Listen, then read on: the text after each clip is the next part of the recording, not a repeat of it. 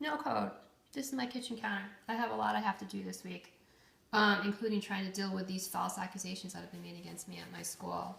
And I would have to look around my entire apartment trying to find something to put behind this book that would, I don't know, not trigger whatever it is people want to say about me, right? I'm not the one with the money and all the time and the resources to create a certain type of look, a certain type of background, any of those things. So I say no code, deal with it.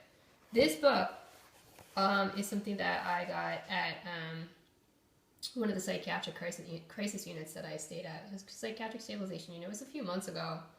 I really needed a break, and they just happened to have some old books around. This person was a doctor. I know the name because I had read some of the things he'd written before. This just happened to be the name of the book. Nothing I can do about that. But I read it, and there were some things about it that were interesting. And I've been meaning to make this video for a while. They didn't care if I took the book with me, but I've been thinking about making this video for a while because it talks about heroin. And he's talking about he was a doctor in Boston for a while, so he's talking about it. In this section, talking about there was a young black musician. He was brought into the hospital. This was decades and decades ago. I probably should have clarified this.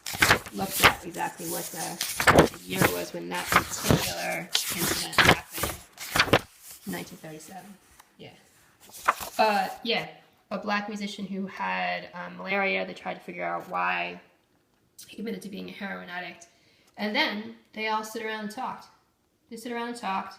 They watched him. They talked to each other, and he died. They could have saved him, but he died because they all just stood around and talked about it. Yeah, and then he admits it, and he says, after a while, we managed to talk ourselves out of the deep guilt which we had earned, and into the easier sense of having been humiliated.